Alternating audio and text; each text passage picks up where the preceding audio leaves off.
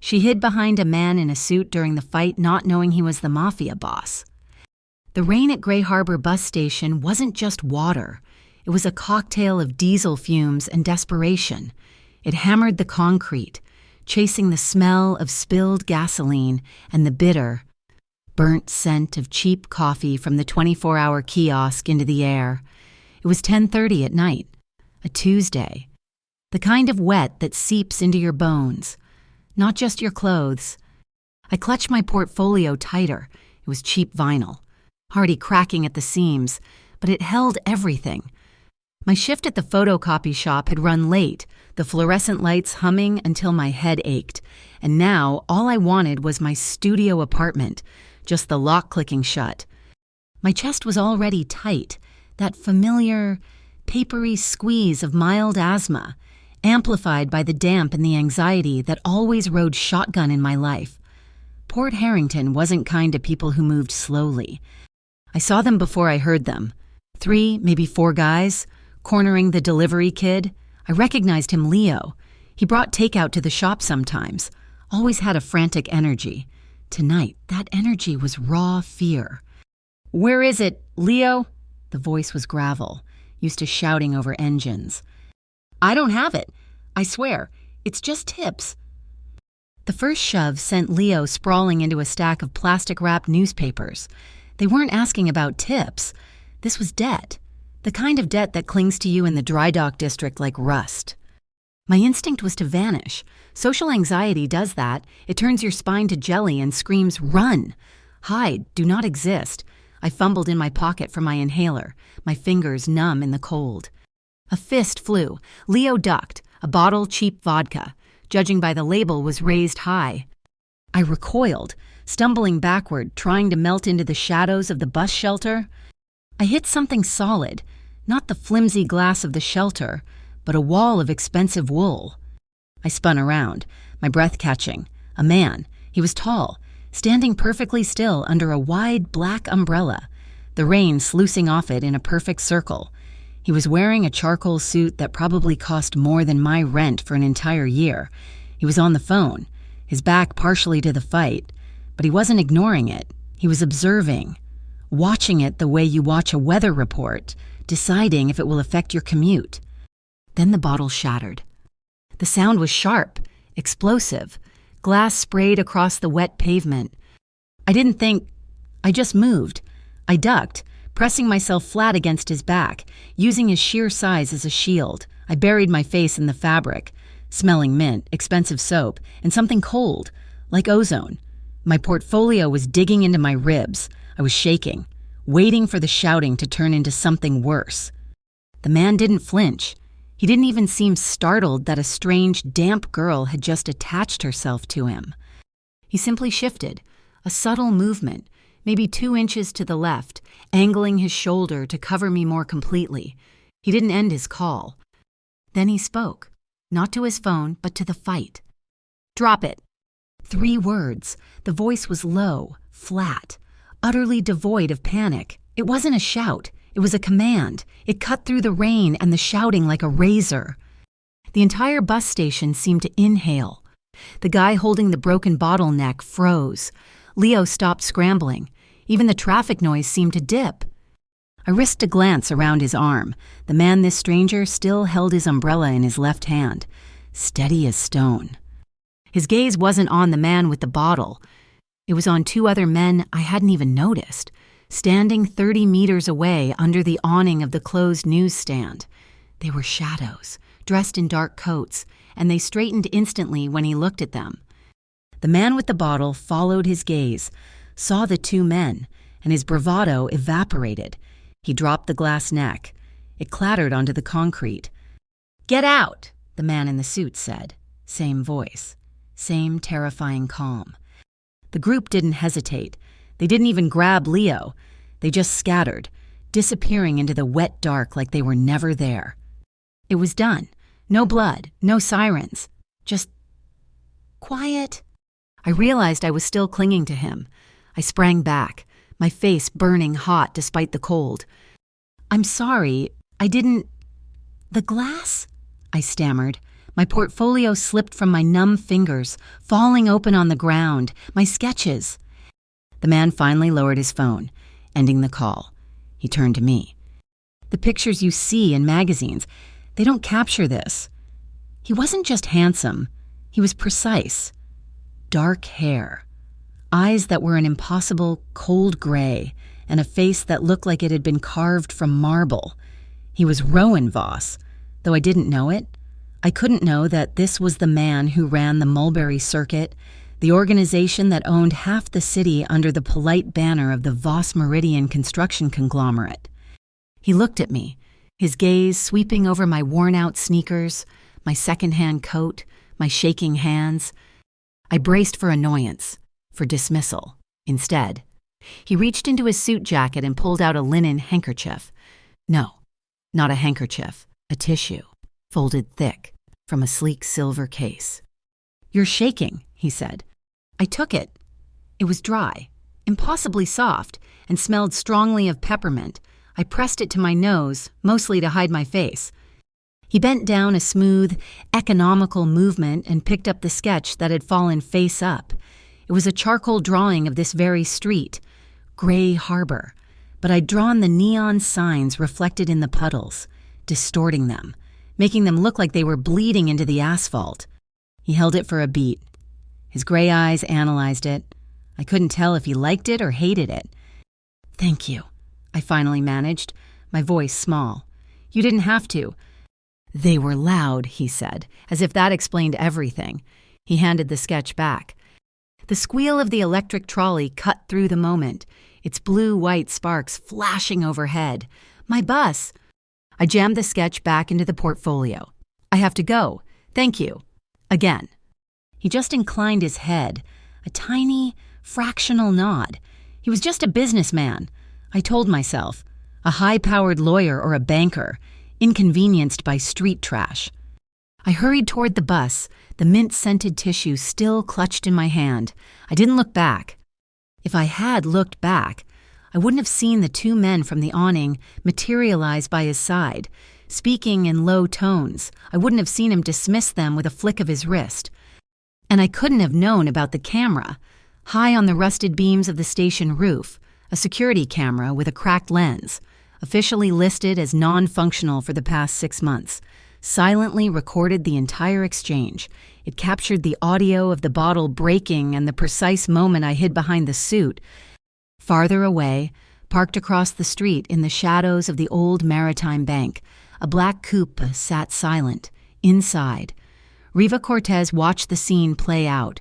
She didn't watch the fight. She watched Rowan Voss. She watched him shift his body to shield me. She watched him hand me the tissue. A thin, red-painted smile touched her lips as I ran for the bus. She took a long drag from a slim cigarette, the cherry glowing in the dark. "Well, well," she murmured to the empty car, the smoke curling toward the windshield. "A new weakness for Mr. Voss." My studio in the Dry Dock District was small, but it was mine. 400 square feet of cracked plaster and a radiator that banged like a drum at 5 in the morning. The single window looked out onto a brick wall, but if I leaned way out, I could smell the salt and rust from the shipyard 3 blocks over. This was my life. 2 jobs, the photocopy shop at night, and my main hustle remote data entry for Lanchester Hospital during the day. It was mindless work, transferring charges from scanned intake forms into a spreadsheet.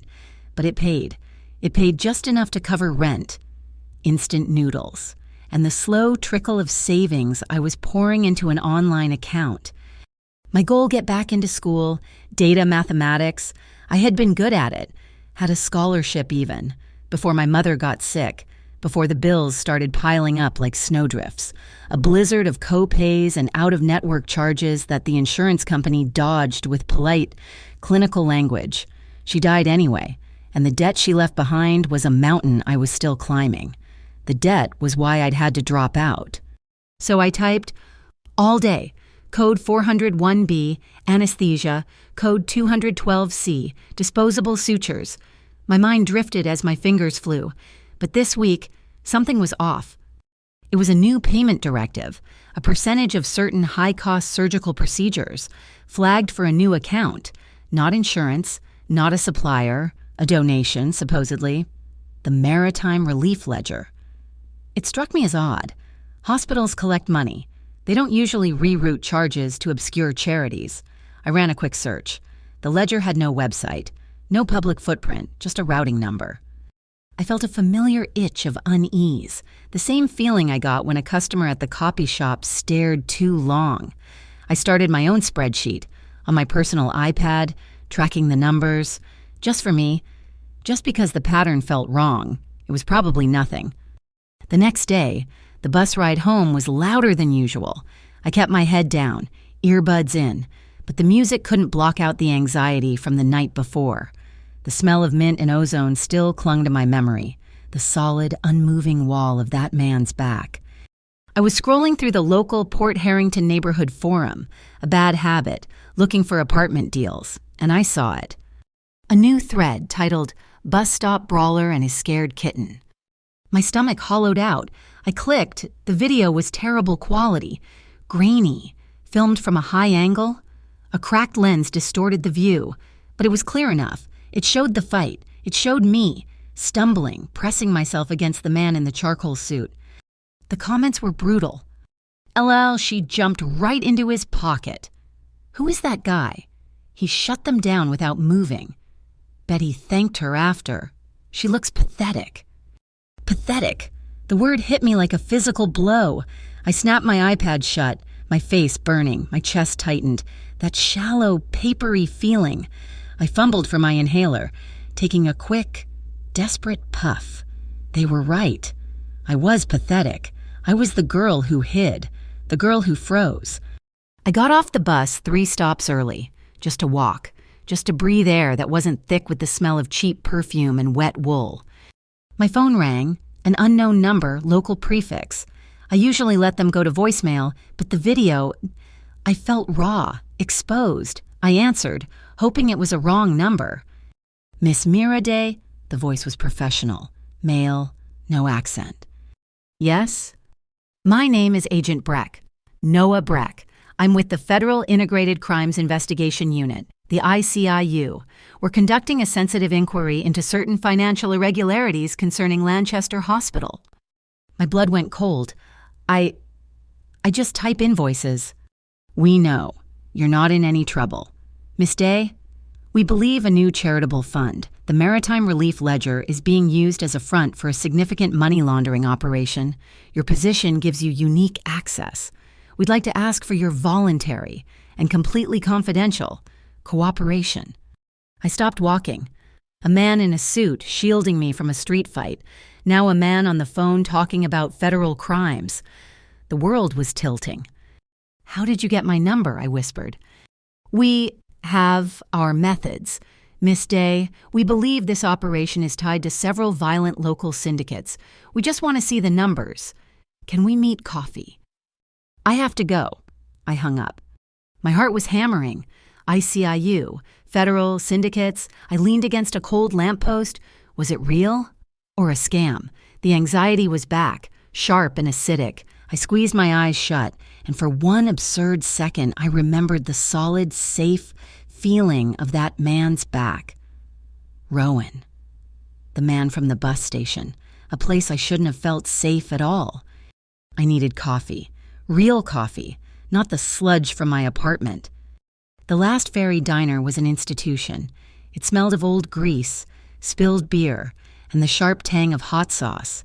It was comfort. I slid into a booth, ordering a black coffee and toast. I pulled out my iPad, opening the secret spreadsheet, the Maritime Relief Ledger. Mirabam. I looked up. It was Leo, the delivery kid from the bus station. He looked awful. A dark purple bruise was swelling under his left eye, and his arm was in a cheap drugstore sling. Leo, my God, are you okay? He shrugged, sliding into the booth opposite me. Define okay. They broke 2 of my fingers. I'm out of a job for at least a week. He grimaced. Hey, thanks for... Well, I saw you with that guy. They scattered fast after he showed. Who were they? I asked, pushing my toast toward him. He inhaled it. Raven Syndicate. They're scum. They're squeezing all the small businesses around here. They offer protection through some fake charity. You pay into it or this happens. My fingers froze on my iPad. A fake charity. Yeah, he said, mouthful of toast. Something about the ocean, the maritime. Something maritime relief ledger. That's it. My boss refused to pay. Now I got busted fingers, and he's probably signing his shop over. The bell above the diner door jingled. A man walked in. He didn't belong here. Like the man at the bus station. He wore a suit. This one was navy blue, perfectly tailored. He was younger, with sharp features and reddish blonde hair. He scanned the diner, his eyes landing on our booth. He walked over, and he didn't loom. He was polite, almost deferential. Miss Day Miraday. I nodded, my throat dry. Leo looked nervous. The man smiled, but it didn't touch his eyes. My name is Finn Calder. I'm an associate of Mr. Voss. He placed a business card on the table. It was thick, creamy stock, embossed with a stylized V.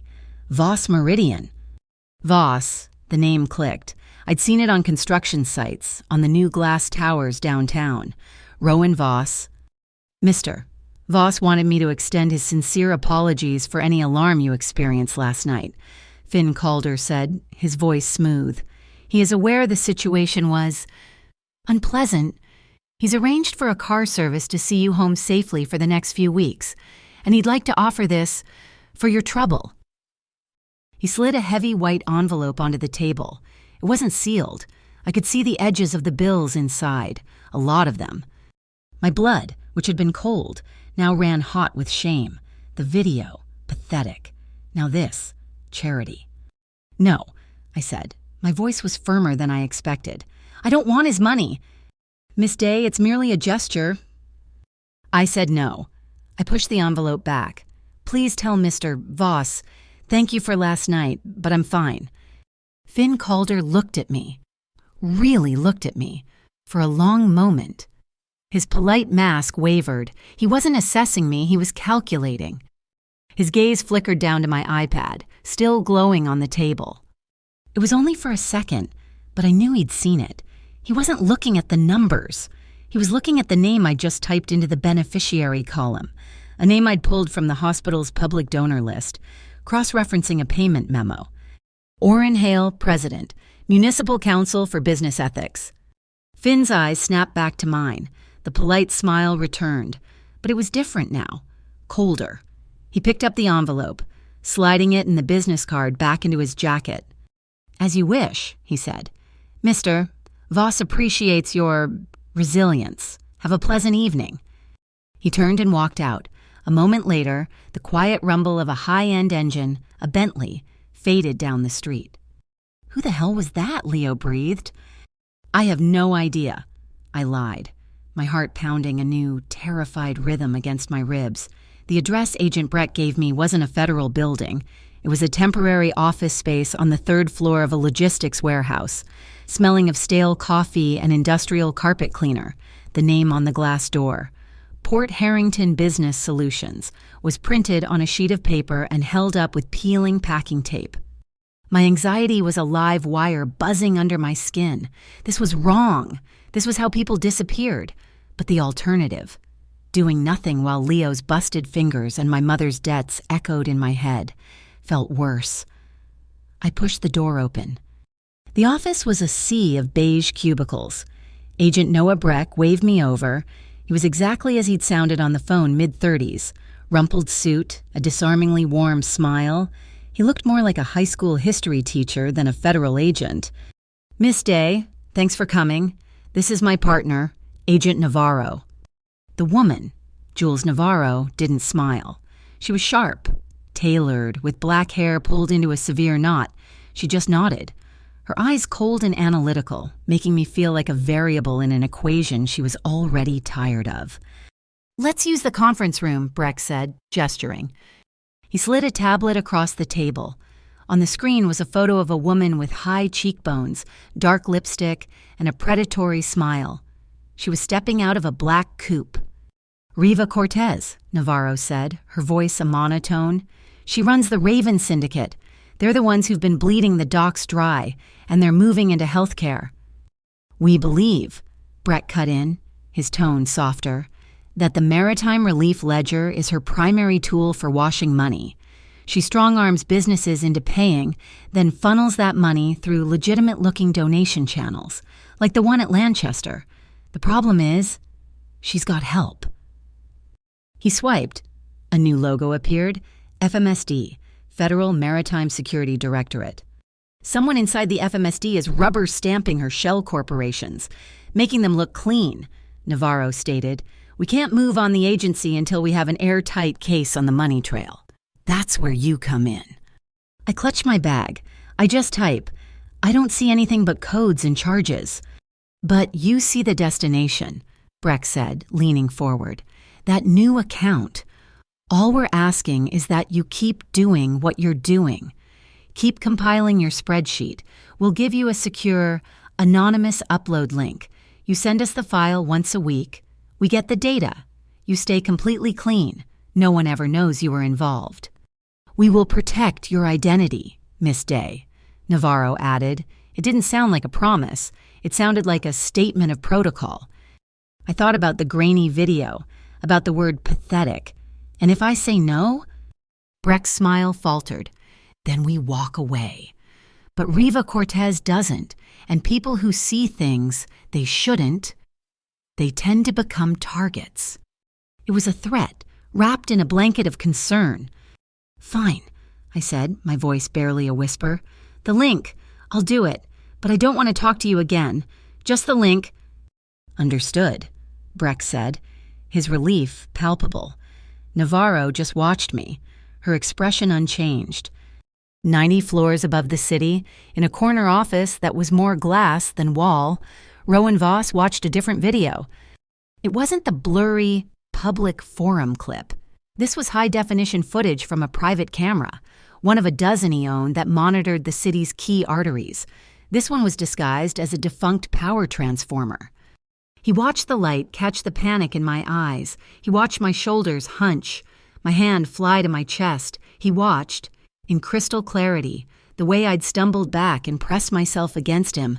The tremor that ran through my body was visible. He zoomed in, not on the fight, but on my face, half hidden, as I clutched the peppermint-scented tissue to my nose. Finn Calder stood by the desk, holding a tablet. She's good, or maybe just naive. She started her own ledger, cross-referenced the Maritime Fund, and landed on Orrin Hale. She found the link between Riva's muscle and the MCB's president in under 48 hours. Rowan didn't look away from the screen. He saw the exact moment he'd handed me back my sketch, the way my fingers had fumbled to take it. She refused the money.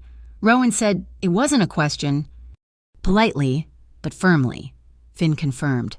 The kid she was with, Leo, confirmed the syndicate's strong-arm tactics. She knows the Maritime Ledger is dirty, and now the feds have reached out. An Agent Breck, from the ICIU. Rowan finally went still. He muted the video. The silence in the office was absolute, heavy as lead. The ICIU is compromised, Rowan said. Navarro? Finn nodded. Our people inside confirm Navarro is on Riva's payroll. Breck is likely a cutout, too clean to know he's dirty. So they're not protecting her, Rowan said, his voice flat. They're aiming her. They were using me as a disposable probe, a way to gather data they could steal or twist, leaving me exposed as the source. It gets worse, Finn said. Riva knows she met with them. She's had a tail on her since this morning, a silver sedan. Rowan stood up, walking to the window. The city spread out below him, a grid of lights and secrets. He was the king of this board, and someone was trying to take one of his pieces, even if the piece didn't know it belonged to him. She's a civilian, he said, more to himself than to Finn. A civilian who saw your face, who you shielded, in Riva's eyes, that makes her yours. She's a liability, or leverage. Rowan turned, his gray eyes catching the reflection of the city lights. They were cold. No, she's a choice. Her choice. He put on his overcoat. Put our own people on her. A black SUV. Standard surveillance. I want to know every time she breathes. But they do not engage. They do not interfere with her. Not with the feds, not with Riva, unless I give the word. And if Riva's people move in, Finn asked. Then they interfere. Rowan picked up his keys. Where is she now?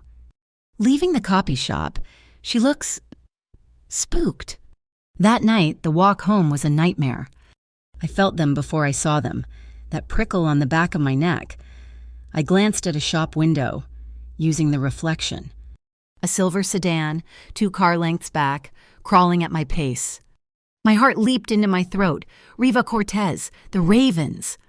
I turned right, off my usual route. The sedan turned right. I crossed the street. The sedan made a U-turn. Panic, cold and sharp, seized my chest. I fumbled in my bag. My inhaler, it wasn't there. I must have left it in my other coat. My breathing hitched. I couldn't run. I couldn't get enough air. Then I saw a second car, a black SUV, a block behind the sedan, keeping pace. Its windows were tinted so dark they looked solid. I was boxed in, 2 of them. Was it the feds or 2 rival groups? My lungs were tightening, the world narrowing to a pinprick. I saw a light.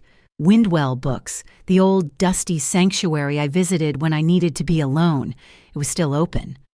I bolted, shoulder-checking the door, stumbling inside. The little bell above the door chimed violently.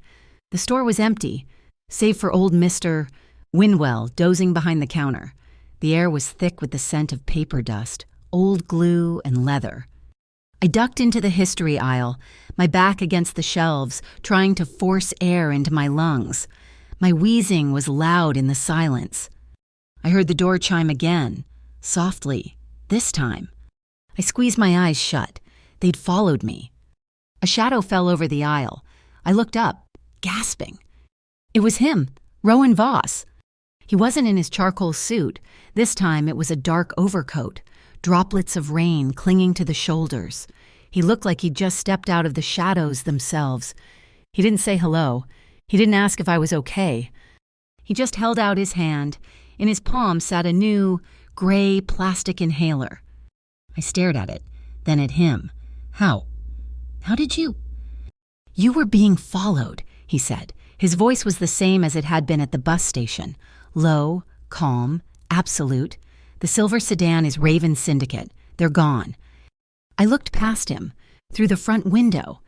I could see the black SUV parked across the street. The silver sedan was nowhere to be seen. Was that you? I whispered, taking the inhaler. The SUV. He didn't answer. He just watched me as I took a deep, shuddering puff, the medicine opening my lungs, stopping the panic. You knew I'd be here, I said, the realization dawning. You know where I work. You know I have asthma. I know you're in trouble, Miss Day. The safety I'd felt at the bus station was back, but now it was terrifying. It wasn't random. This man, with his impossible suits and his silent appearances, had been watching me. He was a shield, but he was also a cage. Who are you? I demanded, my voice stronger. Rowan Voss looked at me, and for a second, the coldness in his eyes was replaced by something else, something weary. I'm the man who owns the board you just stepped onto. He took a step back, melting toward the rear of the store, toward the employee entrance I hadn't even known existed. Wait, I called out. The feds. Agent Breck. They said they'd protect me. He paused, one hand on the door, his back to me. When you choose to stand in the light, Mira, he said, using my first name for the first time. The shadows change direction. Be careful your light isn't just a different kind of darkness. He was gone. The door clicked shut, leaving me alone in the aisle, clutching a stranger's inhaler, smelling paper dust and the faint, lingering scent of mint. I needed a third job. My data entry for Lanchester paid the rent. The copy shop funded my art supplies, but my cooperation with the ICIU felt like a countdown clock, and I needed an escape hatch. I found it in a classified ad on a local arts forum. Illustrator needed, independent journal, night work, quick turnaround. The pay was barely anything, but it was work I could do from my studio, work that was just mine. I submitted a few samples. The editor, a woman named Lena, hired me via email. My first assignment was a small, frantic sketch of a city council meeting. I sent it in at 3 a.m. 2 days later, a new email from Lena. "My God, they loved it. We have a private client who saw your council's sketch. He wants to commission a full series. Routed through us, totally anonymous." I opened the attachment. The client's pseudonym was Mr. Moth. The request was specific: a series of 10 large-format charcoal sketches. The theme, Port Harrington's Unnamed Bridges. The advance was staggering. It was enough to cover my data mathematics tuition for a full year, enough to get out. Lena insisted on paying the advance in cash. "Mr. Moth is old school," her email read. "He doesn't trust digital trails. He's arranged for a cash pickup. Avalon Hall, tonight, 8 o'clock. Ask for the concierge at the side entrance." Avalon Hall. It was one of the oldest music halls in the city. All dark wood and faded velvet, usually reserved for black tie fundraisers I only saw in the society pages. I pulled on my best pair of dark jeans, a clean black sweater, and the same worn coat I'd had on at the bus station. I felt like a stray cat walking into a palace. The side entrance was quiet. The concierge, a tall man who looked carved from granite, nodded before I even spoke. "Miss Day, this way." My anxiety was a low thrum. This was too much money, too strange a meeting place. He wasn't leading me to an office. He was leading me into the main theater itself. "He is waiting in the back row," the concierge murmured, and then vanished. I stood in the darkness of the entry arch. The theater was vast and empty, save for a single person practicing on the brightly lit stage, a musician, lost in their work, pulling a deep, melancholy sound from a cello. The notes hung in the air, heavy and sad. And in the very last row, a silhouette, perfectly still, listening. My feet felt like lead. I knew before he turned. I walked down the plush carpeted aisle, the sound of the cello vibrating in my bones. "Mr. Moth," I whispered. He turned his head. The shadows clung to him, but I saw the severe line of his jaw. Rowan Voss. "It's an anagram," he said. His voice was quiet, absorbed by the velvet seats, not even startling the cellist on stage, of my mother's maiden name. He wasn't in a suit, jeans, expensive and dark, a cashmere sweater the color of a storm cloud. He looked younger, but no less dangerous. "The editor suggested you might prefer a private space to discuss the commission's details," he said. He gestured toward a small door marked exit that I knew led backstage. The green room. It wasn't a request. I followed him. The sound of the cello faded as the heavy door clicked shut behind us. The room was small, painted a hideous, vibrant green. It held a single, worn-out velvet couch, a vanity table with half the bulbs broken, and a tall, gold-framed mirror that was fogged with age. The air smelled of dust, old perfume, and the faint, sharp tang of ozone from the storm brewing outside. He didn't sit. He walked to a vinyl chair in the corner and stood beside it. He rested one hand on the back of the chair, his fingers gripping the cracked material. He left a perfect and calculated 3 feet of space between us. He was giving me the room. He was giving me the power to run. "Why bridges?" I asked, my voice tight. I clutched my portfolio to my chest like a shield. "They connect things that aren't meant to touch," he said. He wasn't looking at me, but at our reflections in the dusty mirror, the industrial sector to the financial district, the dry dock to the heights. They carry all the weight. They are ignored by everyone who uses them, but they hold the entire city together. His gaze met mine in the reflection. You draw things that are ignored, the way the neon bleeds into the pavement, the crack in the bus station camera. My blood went cold. "You saw that." I saw the footage. Before I could process that, the world outside flashed a brilliant skeletal white. A heartbeat later, a massive, cracking clap of thunder shook the old building to its foundations. It was too loud, too sharp. It sounded like the bottle shattering on the concrete. I flinched, hard. a pathetic gasp escaping me. My portfolio slipped from my fingers, scattering sketches of bridges across the floor. I hated myself for it, hated the weakness, the way my body betrayed me, the way my breath hitched, triggering the familiar tightness in my lungs. "It's just the storm," he said. His voice was low, steady. I bent to grab my drawings, my hands shaking. "I'm fine." "You're cold." He moved, not toward me, but alongside me. He was shrugging out of his heavy wool coat, the one I'd seen him in at the bookstore. He didn't try to wrap it around me, didn't fuss. He simply draped it over my shoulders. His hands were light, his fingers barely brushed the seam of my sweater, just for a fraction of a second, but the contact was electric. The coat settled over me, heavy, secure. It was radiating warmth, and it smelled of him, that clean, cold mint and the ozone from the rain. It was a shield. "You shouldn't be doing this," I whispered. My voice was muffled by the thick collar. "Shouldn't be commissioning art." "You know what I mean. Following me? Showing up here, giving me your coat." "Is my tail still out there?" I asked, looking at the door. "The black SUV?" "They're 2 blocks away," he said. "They are there to watch the other tail, the silver sedan, which is 1 block away."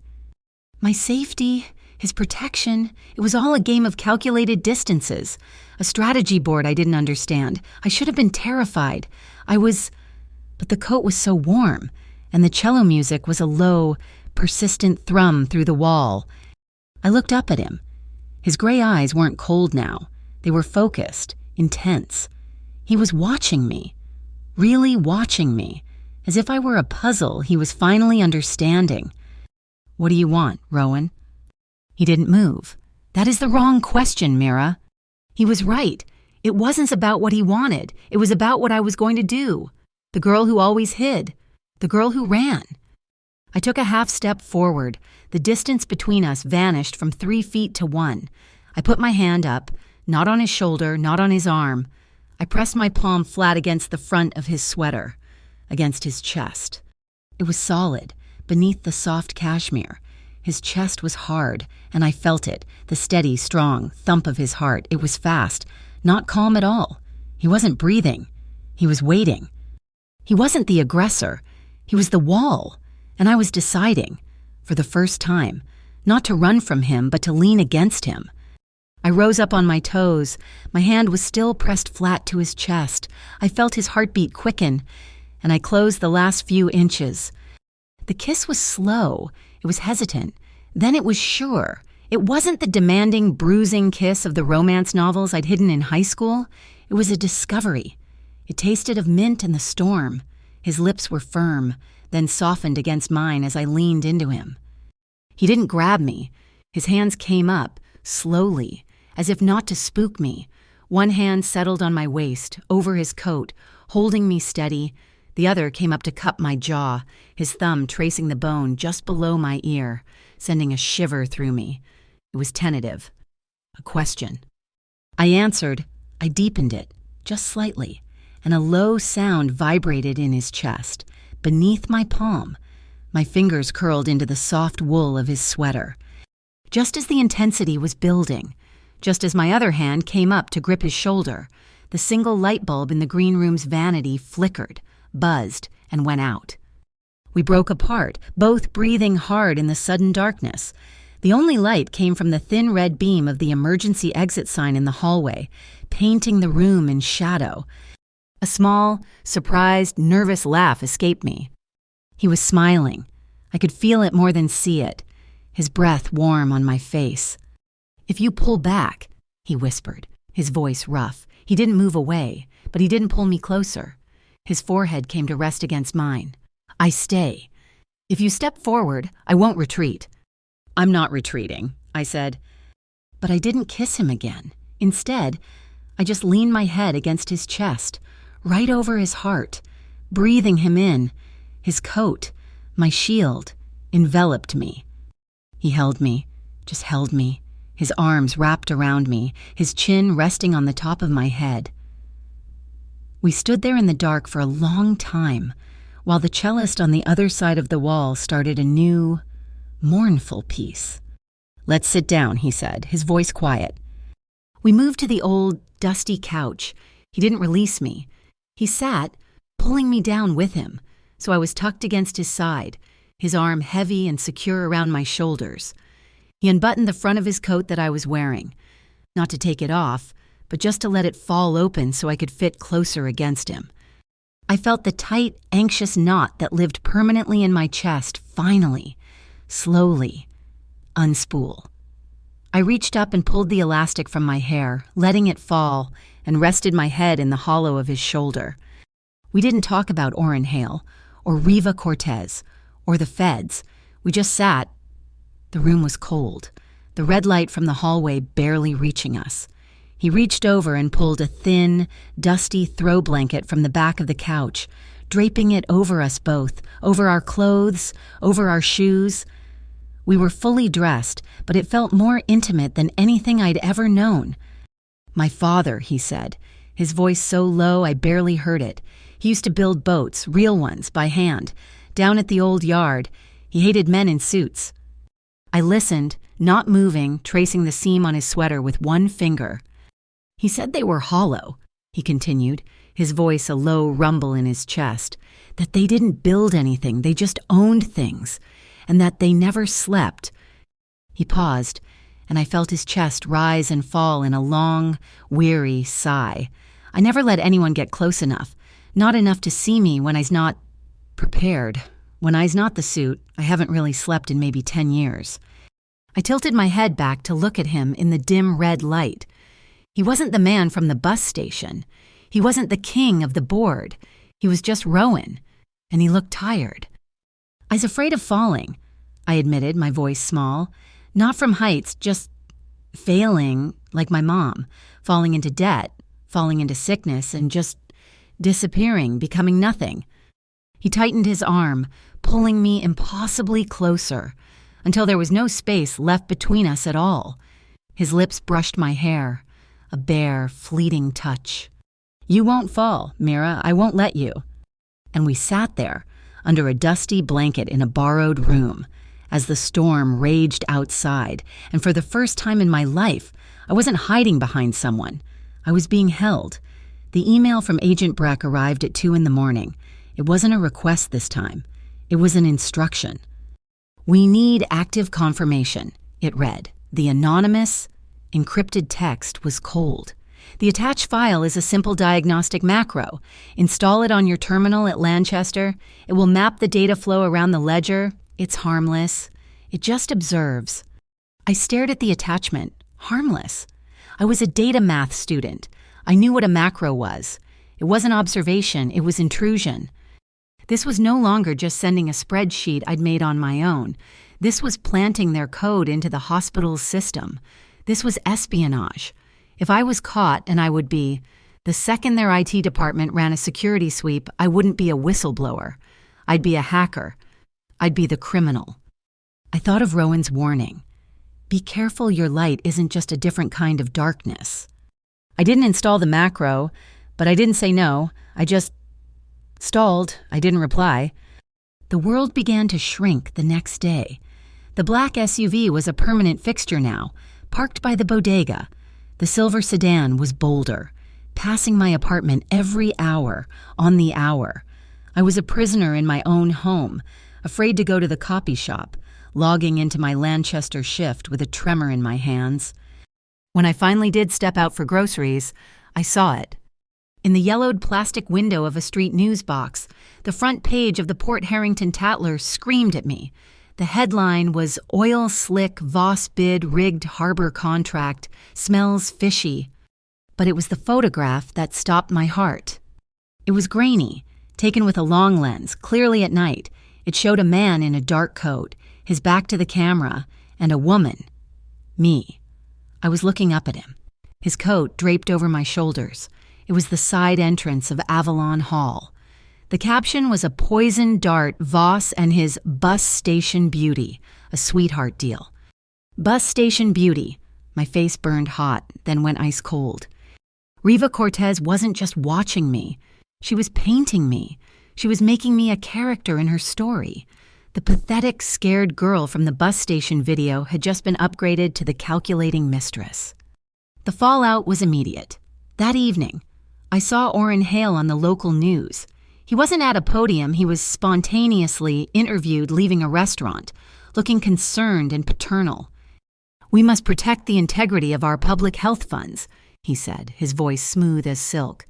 "It's truly unfortunate when aspiring young artists allow themselves to be used by powerful men. It's a tragedy when their integrity is compromised for access." He never said my name, he didn't have to. The next morning, an email from my supervisor at Lanchester. "Mira, in light of the recent unpleasant media attention, we'll need to conduct a review of your remote access protocols. We trust our data integrity has not been compromised." It was a warning. I was being isolated. At the copy shop that afternoon, the other clerks stopped talking when I walked into the break room. I was toxic. I was the girl in the paper. High in the Voss Meridian Tower, Finn Calder threw a copy of the Tatler onto Rowan's desk. "She's getting shredded," Finn said, his voice tight with controlled anger. "Riva is painting her as the motive, that you're rigging harbor bids to impress her. It's insane, but it's sticking. We have to hit back. I can have that paper buried in lawsuits by 5 o'clock. Rowan didn't look at the paper. He was watching the muted television, where Orrin Hale was rerunning his concerned interview. "No," Rowan said. His voice was quiet. "You don't swat a fly when you're hunting a lion. Riva wants us to react. She wants me to show my muscle. Prove I'm the thug she's painting me as. We won't." He stood and walked to the window, looking down at the Kingswick Glass Museum, its angled roof glittering in the sun. "We're moving up the date for the Moonlight Bridge Gala," he said. Finn looked confused. "A party now." "A charity event," Rowan corrected. "At the Kingswick, all proceeds to benefit the Lanchester Hospital Pediatric Wing. We'll invite everyone, every journalist, every politician, every old money family that thinks they run this city, and we will personally invite Orrin Hale and every single listed donor to his maritime relief ledger." "You're forcing them into the light," Finn realized. "You can't launder money in the dark if the man you're laundering it for is standing next to you under a spotlight, celebrating the very hospital you're stealing from." "It's risky," Finn warned. "The ICIU is still sniffing. We know they're compromised, but we don't know how high it goes. They might not be clean." Rowan's eyes were cold as the glass reflection. "Clean or dirty? We follow the money, send the invitations, and send a personal one to Mr. Hale. Tell him I'm relying on his support." I didn't know about the gala. I just knew I was trapped. I was too scared to install Breck's macro. Too scared not to. I hadn't left my apartment in 2 days. On the 3rd day, a package arrived. It wasn't delivered. It was in my mailbox, a thick manila envelope with no return address. My name, Mira Day, was printed in stark, block letters. My hands shook as I tore it open. Inside, there was no note, just a single black USB flash drive. This was it, a virus, a trap, but my fear had burned out, leaving a cold, numb resolve. I plugged it into my iPad. One file, a PDF. My stomach dropped. The letterhead was official. Federal Maritime Security Directorate, FMSD. It was a series of scanned documents, payment authorizations, consulting fees for data analysis, paid out from the Maritime Relief Ledger. And on the signature line, at the bottom of every single page, Mira Day. It was a forgery, a good one. They had built a perfect government-stamped paper trail, painting me as a paid FMSD consultant.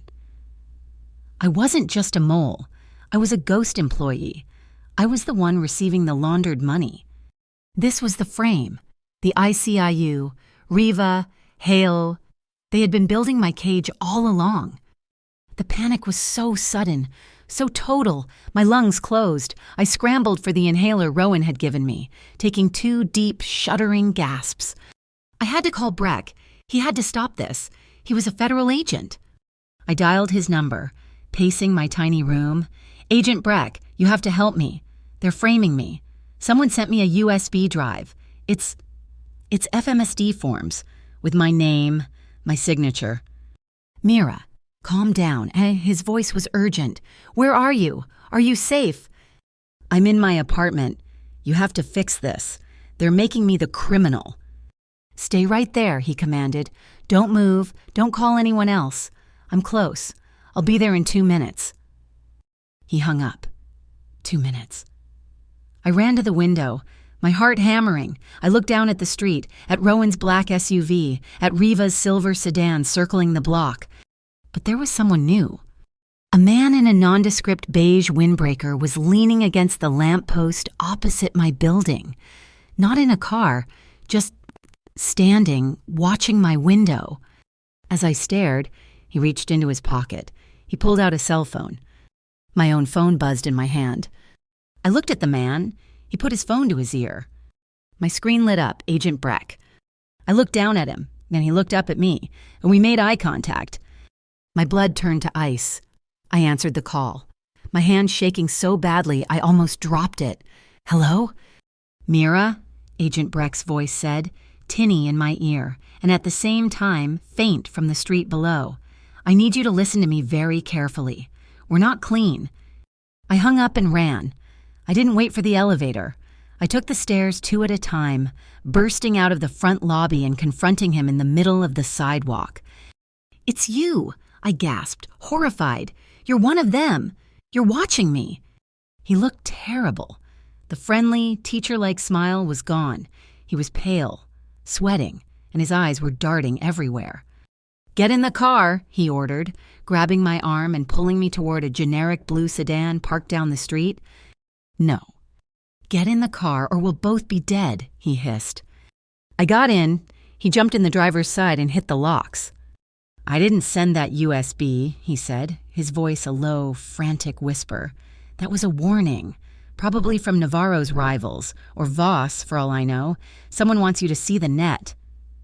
Your ICU, stop it, I yelled. I can't. His professional calm shattered. You don't get it. The leak. It's not a leak. It's a pipeline. It's coming from the top. My partner, Navarro. She's not just dirty. She's reporting up. And someone above her is feeding everything straight to Oren Hale. I'm a cutout. Mira, they were using me to aim you. And now that you've found the money, they're building the case to frame you as the original thief. The consultant who got greedy. The trap snapped shut. If I ran, I was guilty. If I stopped cooperating, they'd leak the documents. If I installed the macro, I'd be handing them the final nail for my own coffin. What do? I whispered, the panic finally breaking me. You run, Breck said, his eyes filled with genuine fear. Let me get you into witness protection. We can make you disappear. It's the only way. Disappear, hide, again. Become the scared kitten, the used artist, the bus station beauty, a pathetic victim who ran. I thought of Rowan, his hand resting on the back of the chair in the green room, giving me space. His voice, whispering in the dark, if you step forward, I won't retreat. I looked at Agent Breck, a man so terrified he was willing to throw his whole life away to hide. No, I said. What, Mira, you don't understand? No. My voice was quiet, but it was harder than steel. I was done hiding. They put my face in the paper. They gave me a name. If I run, I'm just Voss's guilty girlfriend. I'm not running. Then what are you going to do? You can't fight them. You're a data entry clerk. I opened the car door. They want to put me in the spotlight, I said, more to myself than to him. Fine. I got out of his car and walked back to my building's mailboxes. I'd received another envelope that morning, one I'd ignored. It was thick, cream-colored, and embossed with a stylized V. The Moonlight Bridge Gala. I pulled out my phone. I still had the business card Finn Calder had given me at the diner. I dialed the number. A smooth voice answered, Mr. Calder's office. This is Mira Day, I said, my voice steady and clear. Please tell Mr. Voss that I will be accepting his invitation to the gala, and I'll need a dress. The Kingswick Glass Museum was not a building. It was a jewel box. The entire facade was made of angled, stained glass panels that captured the city lights and shattered them into 1,000 colors. Tonight, it was the heart of Port Harrington. Inside, a string quartet played a slow, mournful adagio. The air was thick with the scent of expensive perfume and hothouse flowers. Hundreds of the city's elite, men in sharp tuxedos and women in glittering gowns, held champagne flutes and traded practice smiles. They were all here. I felt like a forgery. The dress had arrived in a simple black box just 2 hours earlier. It was a deep, midnight blue silk that felt like water against my skin. It had no jewels, no sequins. It just fell. Against the glittering crowd, it was an act of defiance. I'd left my hair down just as it always was. The black SUV, the one that had become my shadow, had delivered me to the main entrance. For one gut-wrenching second, I stood in the massive, colorful entryway, the sound of the quartet washing over me, and I almost ran. The familiar, papery squeeze of anxiety tightened my chest. Then he was there. Rowan stepped out of the crowd, and the crowd parted for him. He was in a perfectly tailored black tuxedo. No tie, just an open-collared white shirt. He wasn't smiling. He just looked at me. His gray eyes moved from my hair, down the line of the dress, to my hands, which I had clenched at my sides. He didn't say I looked beautiful. He didn't say anything. He just held out his hand. When I took it, his fingers laced through mine, warm and strong. He pulled me to his side. And then we walked. The moment we stepped into the main hall, the cameras erupted, a wall of blinding white flashes. 100 lenses turning from the politicians and the celebrities, all focused on us, on me, the bus station beauty. I flinched, my instinct to hide, to shield my face. Rowan's arm slid around me. His hand didn't go to my hand or my shoulder. It settled firmly, possessively on the bare skin of my lower back, just above the silk. His touch was a brand. It held me steady. It anchored me. We didn't stop. We didn't pose. We just walked, our steps perfectly in time. His body a solid wall between me and the screaming press. The message was clear, delivered in the language of his posture. She is with me. Do not try. Orrin Hale is by the North Gallery, he murmured, his voice so low, only I could hear it over the din. Riva Cortez is by the bar. They are both watching. So is everyone, and I whispered back, my throat dry. Let them. He led me to the center of the room, and the whispers followed us like a shockwave. I was the girl from the Tatler, the mistress, the liability, and Rowan Voss was displaying me like a prize. Mr. Voss, a pleasure.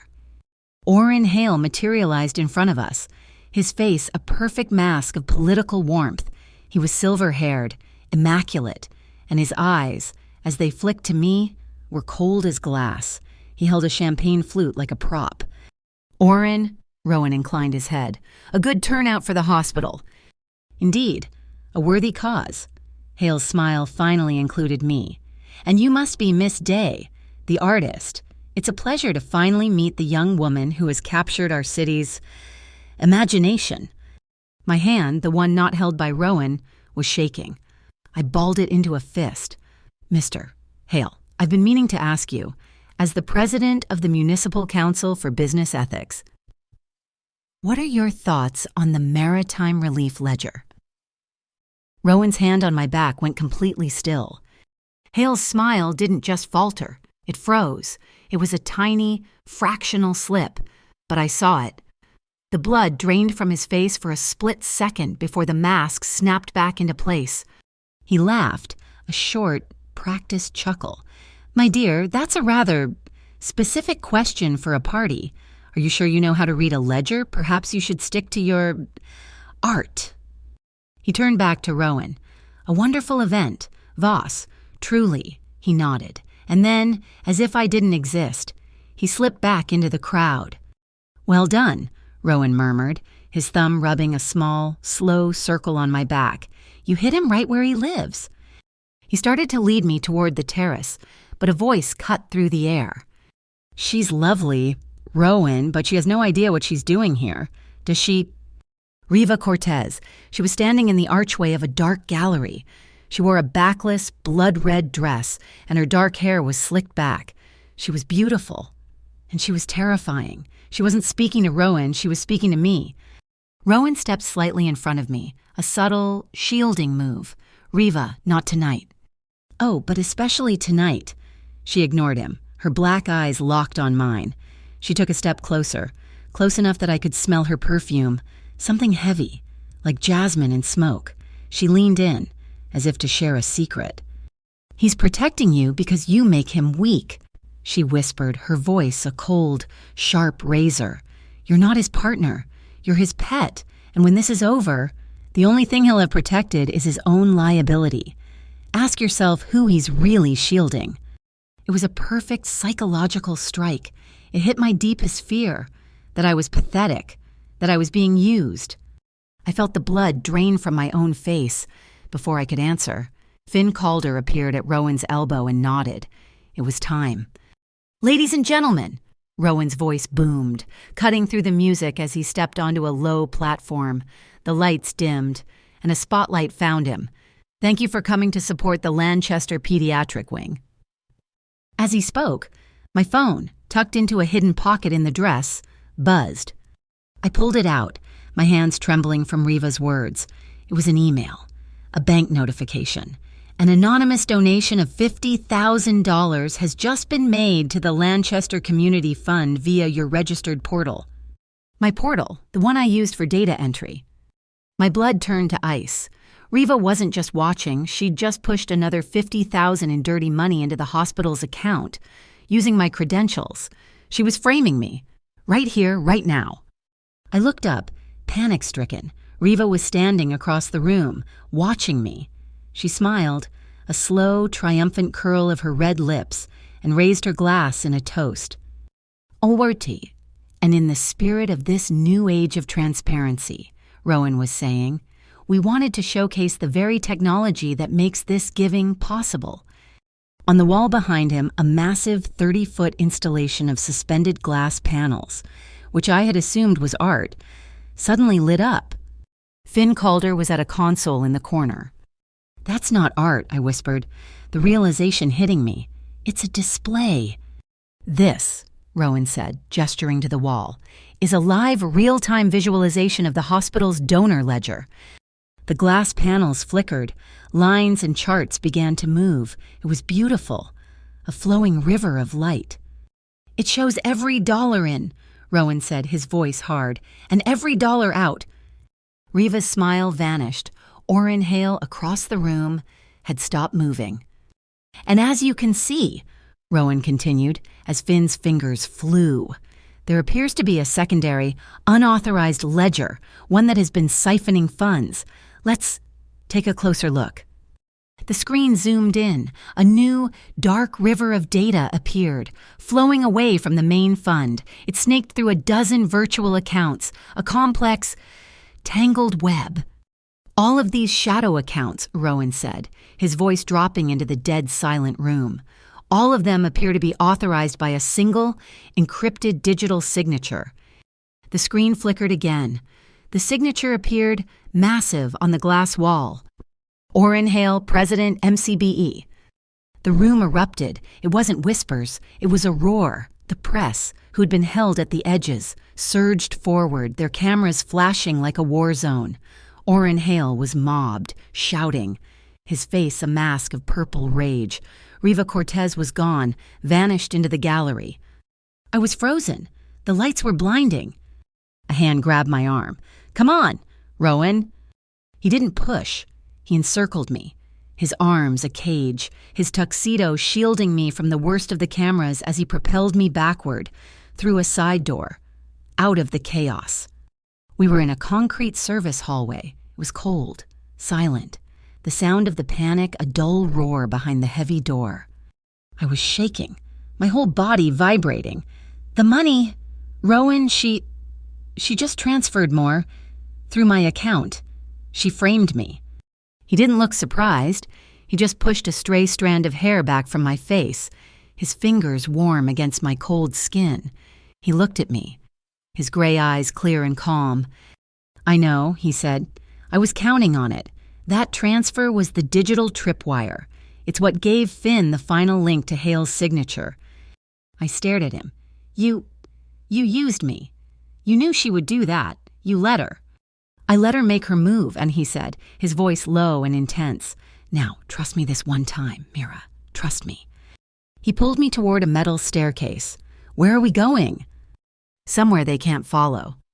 We emerged onto the roof. The Kingswick's roof was all glass and steel, angled like a diamond. The city spread out below us, a glittering, silent map. The wind was high up here, cold and sharp. It whipped my hair across my face and cut through the thin silk of my dress. I shivered, wrapping my arms around myself. Riva's words, "Your trap. It's too much." He stepped in front of me, blocking the wind with his body. He took off his tuxedo jacket, the second jacket I'd worn, and wrapped it around my shoulders. It was warm from his body and smelled of mint. He didn't say anything.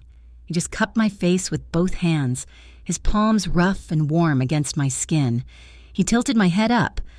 "I know what she said to you," he whispered. "She's wrong." And he kissed me. It wasn't the slow, hesitant kiss from the green room. This was desperate and deep and total. It was a claim. It was an answer. It tasted of expensive red wine from the party, and something else. Sharp, electric, like the air before a lightning strike, the smell of ozone. I kissed him back, my hands grabbing the front of his shirt, clinging to him. The wind howled around us, but in the circle of his arms, I was still. The chaos below, the frame, the fear, it all vanished. There was only this. He broke the kiss, but didn't let me go, resting his forehead against mine. We were both breathing hard. Then a new sound cut through the wind, a rhythmic thwack, thwack, thwack. Rowan stiffened. He pulled me back, his eyes scanning the sky. A brilliant, white light stabbed through the darkness, sweeping across the glass roof, a helicopter, unmarked, hovering 100 yards away. The searchlight hit us, pinning us, blinding us. "They're not giving up," he said, his voice flat and hard. He grabbed my hand. "We have to go. Now." The service hallway was concrete and cold. Rowan didn't let go of my hand, pulling me down 3 flights of echoing metal stairs. We burst out into a parking garage, the air thick with exhaust. Finn was already there, the Bentley's engine a low, throbbing rumble. "Back seat," Rowan ordered, shoving me in first and sliding in beside me. Finn hit the gas before the door was fully shut. We peeled out of the garage, not onto the main street, but into a narrow, dark alleyway. "Status," Rowan said. "Helicopter is broadcasting. They're claiming a bomb threat at the museum to lock the area down," Finn reported, his eyes flicking between the road and his mirrors. "They're not police. The frequency is private, registered to a shell corp. Riva's. Ground." Coming. As Finn said it, 2 black SUVs, the same models that had been parked on my street, roared out of a side street, cutting us off. Another appeared behind us. We were boxed in. My heart, which had just started to slow, slammed against my ribs. Riva's men, the Raven Syndicate, they weren't waiting for the legal frame-up. They were ending this. Finn spun the wheel, the heavy car groaning as he threw it into a 180-degree spin, tires smoking. The SUVs behind us became the SUVs in front. They accelerated. "The hydraulic tunnel," Rowan said, his voice deadly calm. "Now." Finn nodded, wrenching the car hard left, crashing through a chain-link fence. We weren't on a road anymore. We were on a cobblestone path I'd never seen, heading straight for the river. A rusted, corrugated metal wall loomed, a dead end. "Hold on," Finn said. He didn't slow down. He hit a button on the dash, and a section of the metal wall groaned, sliding upward, a dark, gaping maw. We plunged into it, the sound of the SUVs skidding on the cobblestones behind us. The darkness was absolute. The only light came from our headlights, illuminating a narrow, dripping tunnel. The air smelled of rust, dead water, and century-old brick. "Old city infrastructure," Rowan explained, seeing my expression. used to move hydraulics from the river to the downtown elevators, abandoned for 50 years. "They're right behind us," Finn said, his eyes on the rearview mirror. Headlights flooded the tunnel. They weren't stopping. "They know the tunnels," Rowan swore. He looked at Finn. "The package." Finn reached under his seat, pressing a hidden latch.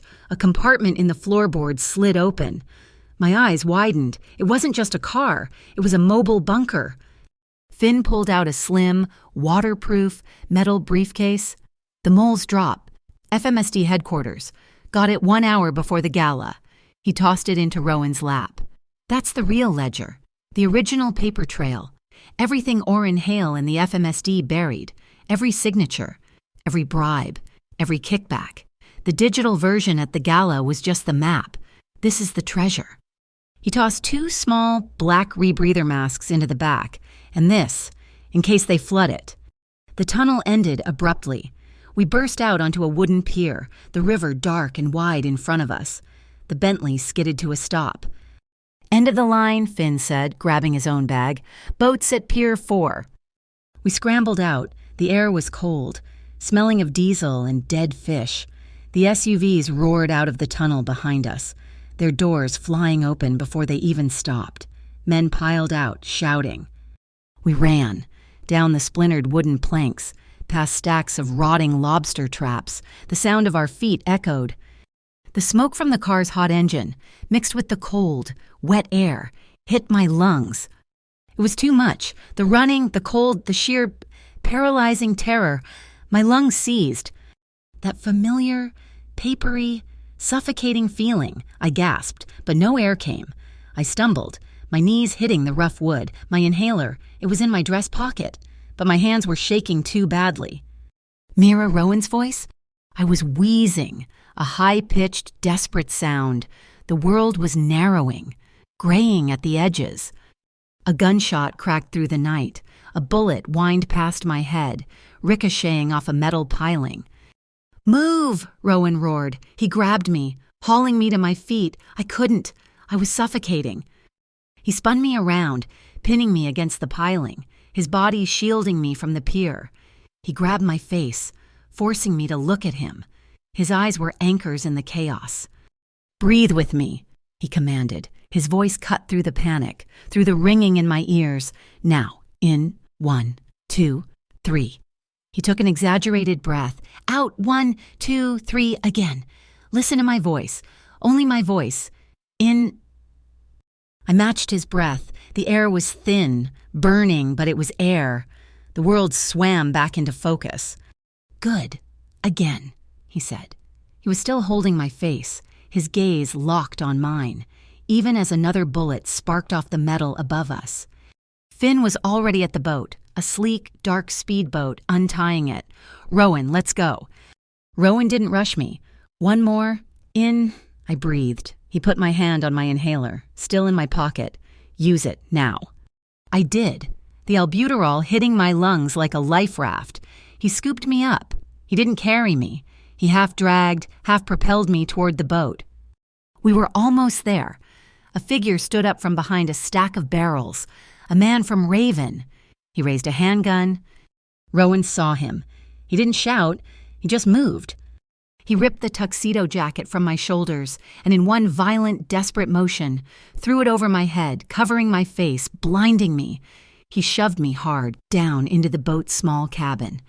I fell onto the seats, tangled in silk and warm wool. The world exploded. The sound was deafening. Glass shattered everywhere, raining down on the jacket, on my arms. The man had fired, blowing out the boat's windscreen. I screamed, but the sound was muffled by the jacket. I felt Rowan land on top of me, his weight a crushing, solid shield, protecting me from the flying glass. I heard him roar, Finn, go now. The engine screamed to life. I heard a ping as another bullet hit the hull. I heard Rowan grunt, then the heavy thud of the rope being released.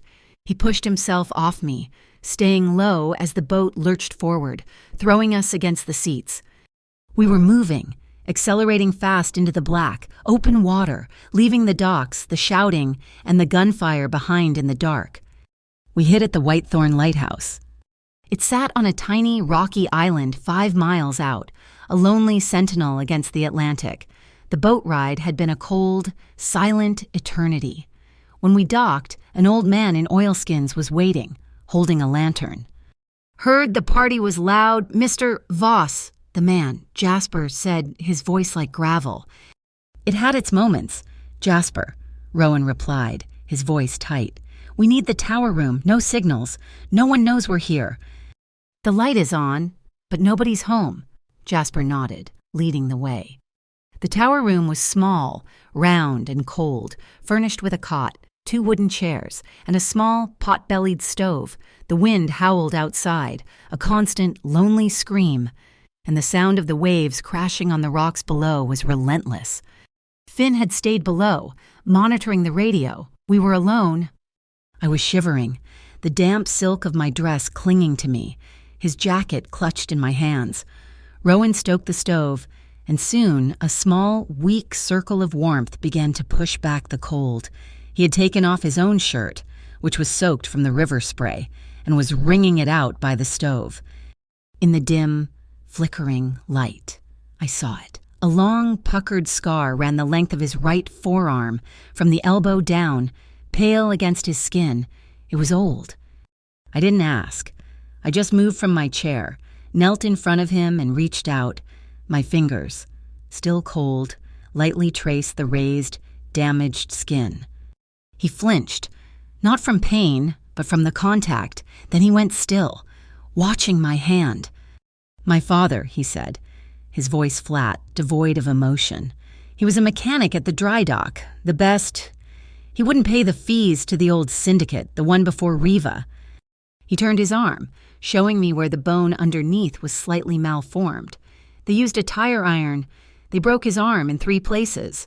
He couldn't work after that. He couldn't hold a wrench steady. The union, the council, Orrin Hale's predecessor, they were all in on it. They blacklisted him. We lost our home. We lost everything. He died 2 years later. Pneumonia.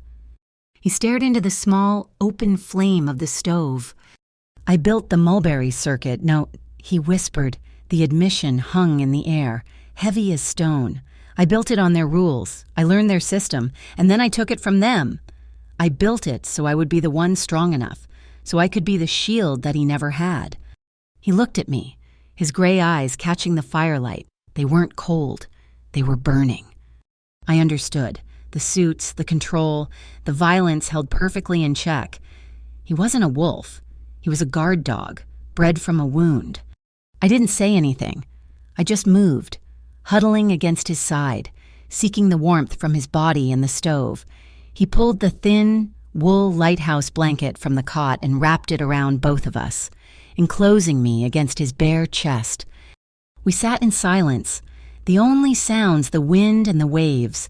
He smelled of salt and mint and the faint, metallic tang of gunpowder from the docks. He tilted my chin up. The kiss, this time, was different. It wasn't the hesitant question in the green room or the desperate claim on the roof. This was slow. It was deep. It was solace. It was a long, unhurried exploration in the dark, a promise that we had, at least, survived this. His hand moved from my waist, up my back, tangling in my still damp hair.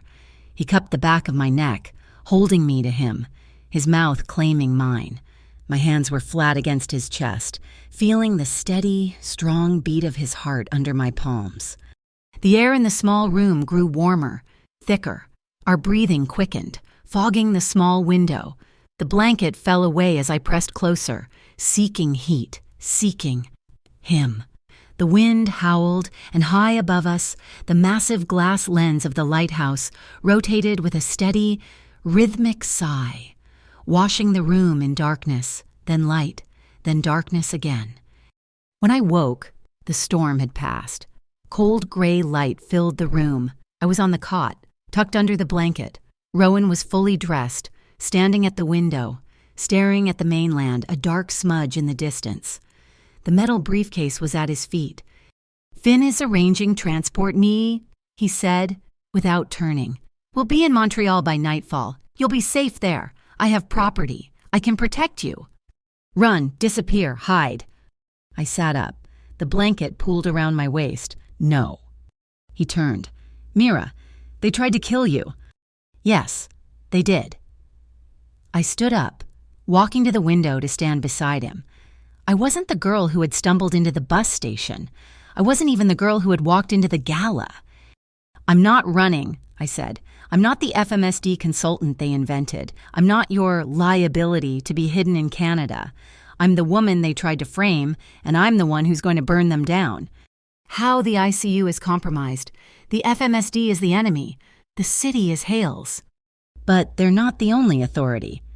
I tapped the metal briefcase with my foot.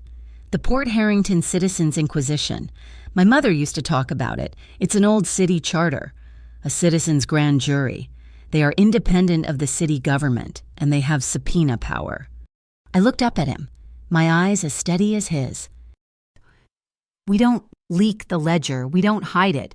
We walk in the front door and we present it. I reached out and took his hand.